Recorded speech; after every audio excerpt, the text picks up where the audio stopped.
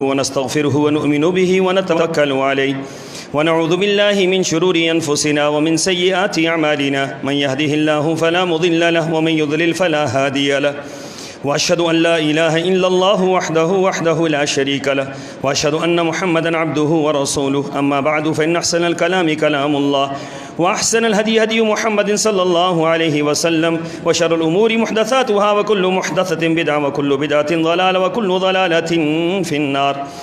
قال الله تبارك وتعالى في القرآن المجيد: أعوذ بالله السميع العليم من الشيطان الرجيم بسم الله الرحمن الرحيم. قال اذهب فمن تبعك منهم فإن جهنم جزاؤكم جزاء موفورا واستفزز من استطعت منهم بصوتك وأجلب عليهم بخيلك ورجلك وشاركهم في الأموال والأولاد وعدهم وما يعدهم الشيطان إلا غرورا إن عبادي ليس لك عليهم سلطان وكفى بربك وكيلا. سامعین محترم، اللہ تعالیٰ آپ کی عبادات کو قبول فرمائے. اللہ تعالیٰ آپ سب کی ہم سب کی اللہ مغفرت فرمائے. اللہ ہم سب کو آخرت کے اندر جس طرح ہم آج اس مسجد میں اکٹھے امن سکون پیار اور محبت کے ساتھ بیٹھے ہیں، اللہ ہم سب کو جنت کے اندر اکٹھا فرما دے. اور میرے رب کے لیے یہ کام کوئی مشکل نہیں ہے، اللہ قبول فرما لے. گزارش یہ ہے کہ رمضان المبارک کے آخر میں ہر سال ایک مارکہ آرائی ہوتی ہے ہمارے ملک کے اندر. نہ یہ مارکہ آرائی ذی الحجہ میں ہوتی ہے، نہ یہ محرم میں ہوتی ہے، نہ ذی القعدہ میں ہوتی ہے، نہ رجب میں ہوتی ہے. رمضان میں ہوتی ہے یا عید کے موقع پر ہوتی ہے. وہ مارکہ آرائی کیا ہے؟ چاند نظر آیا ہے یا نہیں آیا. تو ہم نے تو چاند کو بھی بیچارے کو متنازع بنا دیا ہے. چاند کو ہم نے پریشان کر دیا ہے. پاکستانیوں نے چاند کو بھی پریشان کر دیا ہے کہ میرے اوپر یہ کیوں ناراض ہیں اتنا زیادہ. تو اللہ کے بندوں، سیدھی سادی سی باتیں ہیں، کیوں ہر معاملے کو ہم اختلاف کا شکار کرتے ہیں؟ میں ایک بات آپ سے عرض کروں، میں خود مولوی ہوں، لیکن اگر آپ مجھ سے پوچھیں نا کہ آپ سب سے زیادہ تنگ کس سے ہیں، تو اللہ کی قسم میں مولوی ہی سے تنگ ہوں سب سے زیادہ. یہ مولوی ٹھیک ہو جائے نا، آدھا طبقہ ویسے ہی ٹھیک ہو جاتا ہے. آپ میرے پیچھے چلتے ہیں، میں آپ کو ابھی منٹ کے اندر جو ہے نا پورا گھما دوں گا. آپ کیونکہ میں آپ کو جو کہوں گا آپ مان لیں گے. شاہ صاحب نے کہا ہے پورے واقعے میں آواز جائے گی، پورے پاکستان میں آواز جائے گی. کل 15-20-25 ہزار بندہ جو ہے وہ اس پٹڑی پہ چڑھ جائے گا. علماء کو چاہیے کہ لوگوں کو صحیح رہنمائی کریں، لوگوں کو غلط رہنمائی نہ کریں. ہمارے ہاں بدنصیبی یہ ہے کہ علماء صحیح رہنمائی نہیں کرتے، اور جس کی وجہ سے لوگ اختلاف کا شکار ہو جاتے ہیں. رسول اللہ صلی اللہ علیہ وسلم نے کیا فرمایا؟ 3 باتیں یاد رکھیں. نمبر 1 فرمایا صوموا لرؤیتہ وافطروا لرؤیتہ. چاند دیکھ کر روزہ رکھو، چاند دیکھ کر کیا کرو؟ افطار کر لو. پہلی بات، ہر بندے کا فرض بنتا ہے چاند دیکھے. جس کو چاند نظر آ گیا اس کا روزہ ختم. جس کو چاند نظر آ گیا اس کا روزہ ختم ہو جاتا ہے. اس کے بعد روزہ نہیں رکھ سکتا، حکومت اعلان کرے یا نہ کرے. لیکن عید نہیں منائے گا. عید اسی وقت منائے گا جب اجتماعی طور پر عید ہوگی، لیکن روزہ اس کا ختم ہو جائے گا جس کو چاند نظر آ جائے گا. پہلی بات. دوسری بات، رسول اللہ صلی اللہ علیہ وسلم کے مبارک زمانہ میں بھی یہ معاملات ہوئے ہیں کہ ایک صحابہ کرام کو چاند نظر نہیں آیا، روزہ رکھ لیا. شام کے وقت کچھ لوگ آئے، انہوں نے کہا جی کہ ہم نے تو چاند دیکھا تھا کل اور ہم نے تو روزہ نہیں رکھا. تو اب کیا ہونا چاہیے تھا؟ اب لڑائی ہونی چاہیے تھی. کیوں نہیں نظر آیا؟ کیوں نہیں دیکھا؟ کیسے نہیں دیکھا؟ اللہ کے رسول موجود ہیں، عالم الغیب ہیں، اللہ کی وحی آ رہی ہے، آپ کو نہیں پتہ. یہ ہماری رہنمائی کے لیے تھا، یہ ہماری رہنمائی کے لیے تھا کہ یہ کچھ ہو رہا ہے، ہوگا قیامت تک جو ہے تم اس سے رہنمائی حاصل کرو. شام کے وقت یعنی عصر کے بعد وہ لوگ آئے، انہوں نے کہا کہ ہم نے تو چاند ہم نے دیکھا ہے. تو رسول اللہ صلی اللہ علیہ وسلم نے صحابہ کرام کو حکم دیا کہ روزہ افطار کر لو. اب کوئی مولوی ہوتا کہتا اب شام کے ٹائم کون سا روزہ افطار کرنا ہے، روزہ رکھو ابھی. لیکن میرے آقا نے فرمایا روزہ کیا کر لو، کیونکہ روزہ ختم ہو گیا نا. روزہ تو ختم ہے. آج کے دن تو عید ہونی چاہیے تھی، عید کے دن روزہ کون رکھتا ہے؟ تو لہذا فرمایا روزہ کیا کر لو، افطار کر لو. لیکن ابھی عید کا وقت نہیں ہے، تو عید کب ہم پڑھیں گے؟ عید ہم کل پڑھیں گے. ایک یہ واقعہ حدیث کے اندر موجود. ایک اور واقعہ ہے کہ رسول اللہ صلی اللہ علیہ وسلم کے پاس کچھ دیہاتی آئے. یہ صبح کے ٹائم آئے. صحابہ کرام نے بھی روزہ رکھا، اللہ کے رسول نے بھی روزہ رکھا ہوا ہے. چاند نظر آ گیا دیہاتیوں کو. 2 دیہاتی تھے، بدو تھے. انہوں نے کہا جی ہم نے تو فلاں جگہ پر رات کو چاند دیکھا ہے. تو رسول اللہ صلی اللہ علیہ وسلم نے صحابہ کرام سے فرمایا روزے افطار کر لو اور نکلو، نماز عید پڑھنی ہے. صحابہ کرام نے جا کر نماز عید پڑھ لی. یہ واقعات ہیں رسول اللہ صلی اللہ علیہ وسلم کے مبارک زمانہ میں. اب آئیے ہمارا جو طرز عمل ہے یا ہمارا جو معاملہ ہے، ملک پاکستان کے اندر کافی ساری خامیوں کے ساتھ بہت بڑی بڑی خوبیاں بھی ہیں. میری بات یاد رکھیے.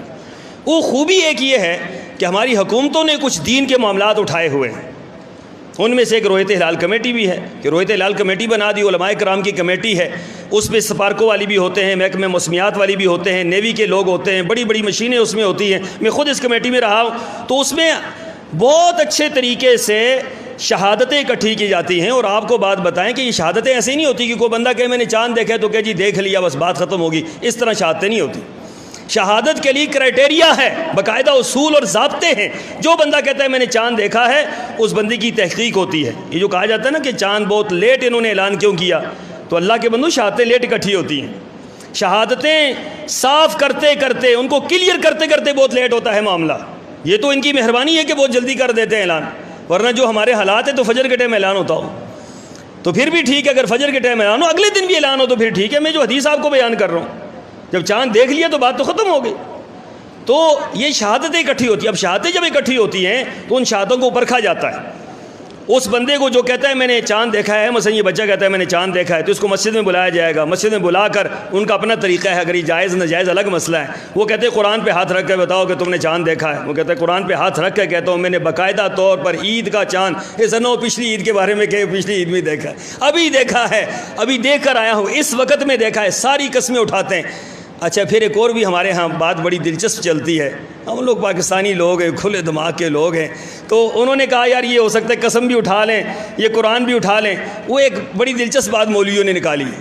اچھا یہ بات مولویوں کی گھڑی ہوئی بات، بڑی بڑی باتیں مولویوں نے گھڑی ہیں، آپ یقین جانیں کبھی آپ اگر جمعے کا خطبہ ایسا نہیں ہوتا، میں اس کے بہت تقدس کا جو ہے وہ خیال رکھتا ہوں، ورنہ ایسی ایسی دلچسپ باتیں ہیں میرے پاس کہ آپ حیران رہ جائیں کہ یہ کچھ بھی ہوتا ہے۔ تو انہوں نے ایک مسئلہ گھڑا، مسئلہ یہ گھڑا کہ بھائی یہ قوم جھوٹی گواہی دے دے گی، تو لہٰذا اب جو بندہ بھی گواہی دینے کے لیے آئے گا تو کل ماہ کی طلاق اس کو دیں۔ اب یہ آپ سوچیں گے کل ماہ کی طلاق کیا ہوتی ہے؟ کل ماہ کی طلاق یہ ہوتی ہے کہ جو میری بیوی ہے میرے پاس ہے وہ بھی طلاق ہے، اور جو میں بیوی کروں گا کبھی زندگی میں کروں وہ بھی مجھ پر طلاق ہو جائے گی۔ اب بتائیں یہ طلاق لی جاتی ہے کہ بھائی اگر تم نے چاند نہیں دیکھا اور تم جھوٹ بول رہے ہو تو پھر کل ماہ کی طلاق دو۔ اب یہ ڈر جاتے ہیں کل ماہ کی طلاق کون دے، جو پاس ہے وہ بھی گئی اور آئندہ کے لیے آئے گی بھی کوئی نہیں قیامت تک کے لیے۔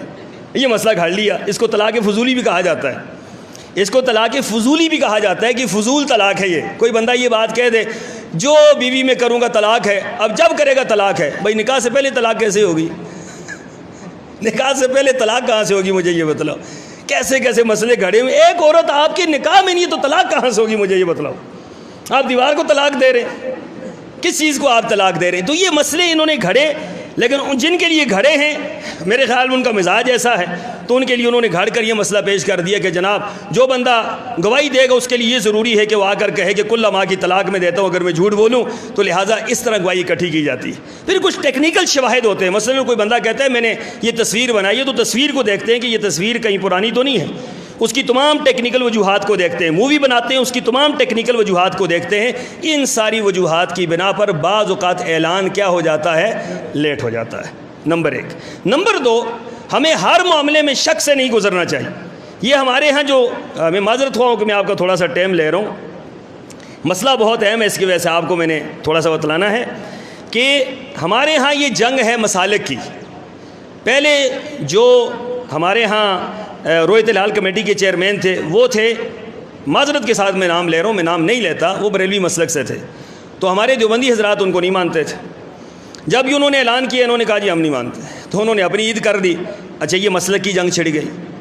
پھر اب کون آیا ہے؟ اب جو ہمارے چیئرمین ہیں وہ دیوبندی مکتبہ فکر سے، انہوں نے اعلان کر دیا بھائی روزہ قضا کرو۔ اب یہ جو معاملہ ہے ان کے مسلکی جنگ ہے ان لوگوں کی، جن میں ہم مسلمانوں کو خراب کر رہے ہیں۔ یہ بہت معذرت کے ساتھ، دونوں میرے بہت پیارے دوست اور میرے دونوں بہت اچھے میرا تعلق ہے، مولانا عبدالخبیر آزاد صاحب سے بھی، مفتی مجیب الرحمان صاحب سے بھی، لیکن میں گزارش کروں گا خدا آپ قوم کو نہ لڑائیں۔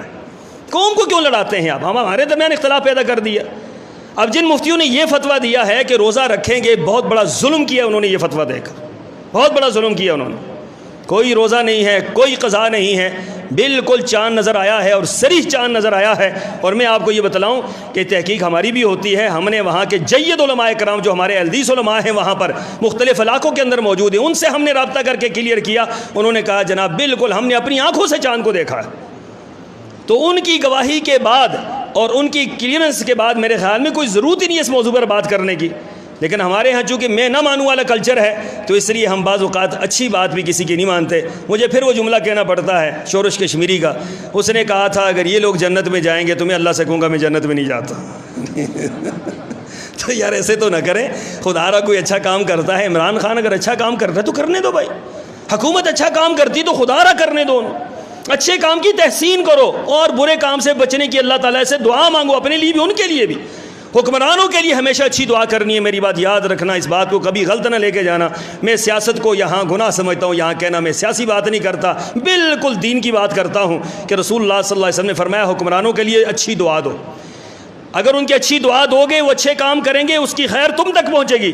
اور اگر ان کی بری دعا دو گے تو برائی کریں گے, اس کی نحوست کہاں تک پہنچے گی, وہ بھی تم تک ہی پہنچے گی. ان کے لیے خیر کی دعا مانگو کہ اللہ ان کے لیے خیر کے اسباب پیدا فرما دے. اللہ ہمارے ملک کو ترقی عطا فرما دے, ہمارے ان مولویوں کو ہدایت دے دے. خبردار کوئی بندہ اس سلسلے میں روزے کی قضا نہ کرے. جو قضا کرے گا بہت بڑا مجرم ہوگا. کیوں؟ شک کا روزہ, نہ شک کا روزہ ہوتا ہے نہ شک کی عید ہوتی ہے, یاد رکھیے گا. شک کا روزہ نہیں ہوتا, شک کا روزہ رکھنا جائز ہی نہیں ہے کہ آپ شک کی بنا پر روزہ رکھ رہے ہیں. اچھا روزہ رکھ رہے ہیں تو پھر اعتکاف کا کیا کریں گے؟ اعتکاف کے لیے پھر رمضان آئے گا, رمضان میں اعتکاف کریں گے یا پھر دوبارہ بھی جا کے بیٹھیں گے؟ ہر چیز الٹ پلٹ کر کے رکھ دی ہے. ہر چیز جو مفتی فتویٰ دینے والے ہیں ان کو سمجھ ہی نہیں آتی کہ ہم جو بات کر رہے ہیں اس کا اثر کہاں تک جائے گا. اللہ تعالی ہم سب کو دین کا فہم عطا فرمائے, اللہ دین کی سمجھ عطا فرمائے, اور اللہ تعالی ہمیں قرآن و سنت کے مطابق عمل کرنے کی توفیق عطا فرمائے. اللہ شرور اور فتن سے, افتراء انتشار سے, لڑائی جھگڑوں سے اللہ ہمیں محفوظ فرمائے. اللہم اعز الاسلام والمسلمین, اللہم انصر الاسلام والمسلمین, اللہم انصرهم نصرا عزیزا. ربنا آتنا فی الدنیا حسنۃ وفی الآخرۃ حسنۃ وقنا عذاب النار. سبحان ربک رب العزۃ عما یصفون وسلام علی المرسلین والحمد للہ رب العالمین.